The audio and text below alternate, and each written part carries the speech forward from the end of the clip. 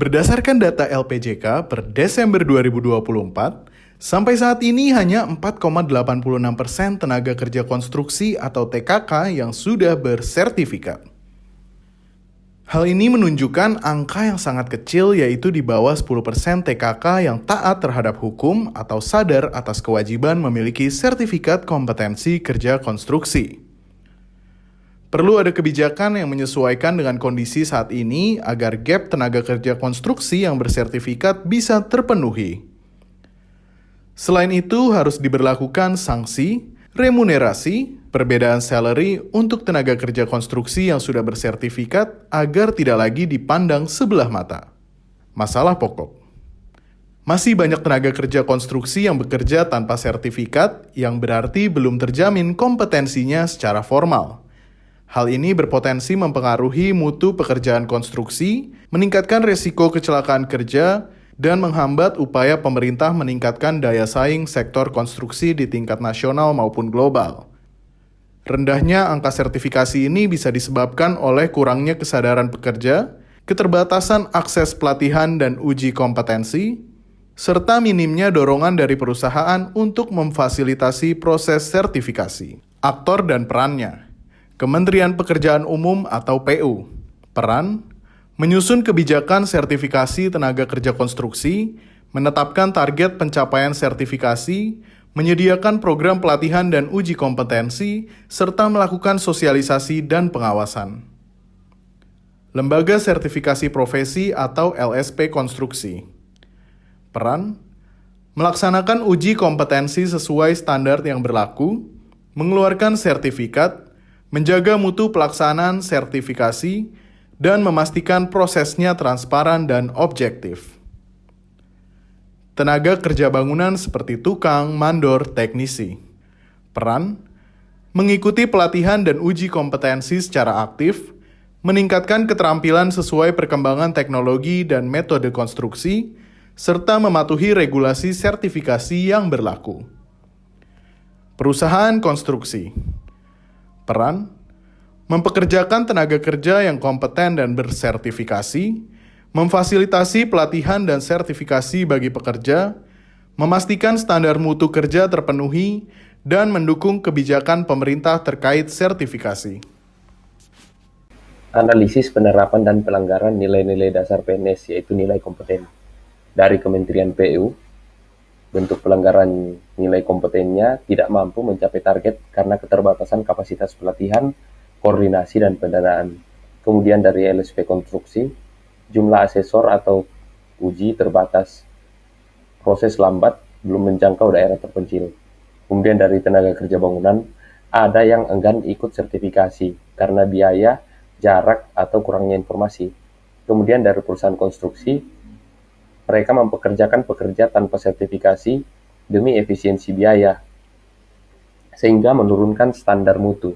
Kemudian dari asosiasi profesi, tidak semua aktif melakukan sosialisasi atau memfasilitasi akses pelatihan.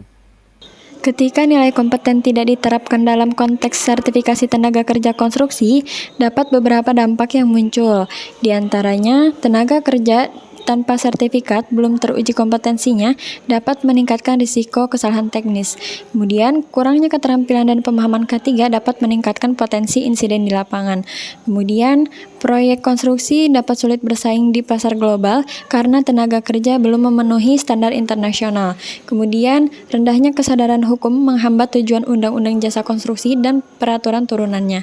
Kemudian, potensi pekerja tidak berkembang karena minim akses pembelajaran formal dan pengakuan kompetensi. Terdapat solusi untuk meningkatkan sertifikasi tenaga kerja konstruksi. Yang pertama, memberikan insentif seperti gaji lebih tinggi dan prioritas penempatan proyek bagi tenaga kerja konstruksi yang bersertifikat. Kedua, menerapkan sanksi tegas bagi perusahaan yang memperkerjakan tenaga kerja konstruksi tanpa sertifikat. Yang ketiga, mengadakan pelatihan berbasis kompetensi dengan jadwal reguler di daerah, memanfaatkan balai latihan kerja dan kerjasama perguruan tinggi. Yang keempat, menghadirkan layanan sertifikasi keliling atau berbasis daring untuk menjangkau wilayah terpencil.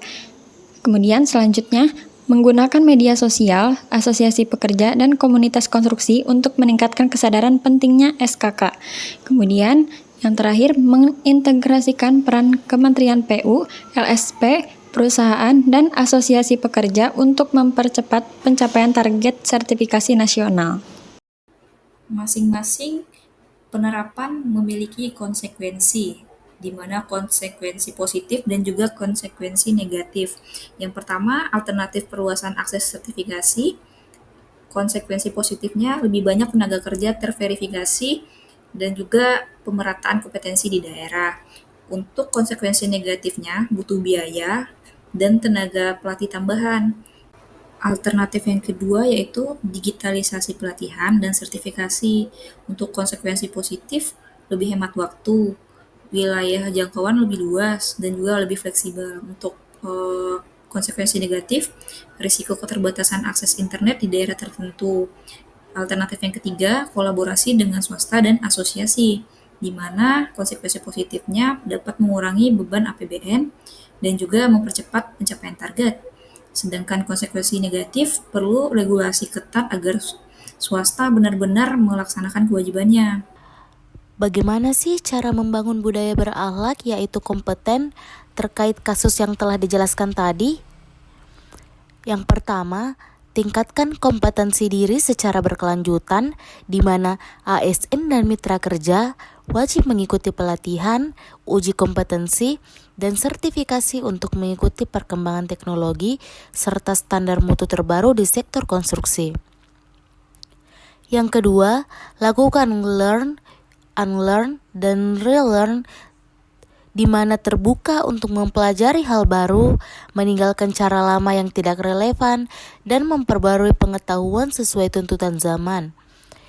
Dan yang ketiga, pembelajaran kolaboratif, di mana dorong budaya learning by sharing, di mana tenaga kerja yang sudah bersertifikat membimbing rekan lain untuk mencapai standar kompetensi yang sama. Kesimpulannya, permasalahan utama adalah rendahnya jumlah tenaga kerja konstruksi bersertifikat di Indonesia yang berakibat pada turunnya mutu, keamanan, dan produktivitas sektor konstruksi. Jika nilai kompeten tidak diterapkan, dampaknya adalah rendahnya kualitas bangunan, meningkatnya risiko kecelakaan, kerugian ekonomi, dan citra negatif sektor konstruksi. Penerapan budaya berakhlak kompeten menjadi kunci melalui pembelajaran berkelanjutan, adaptasi metode baru, kolaborasi antar pekerja, dan menekankan bahwa kompetensi adalah jaminan mutu serta keselamatan kerja. Terima kasih.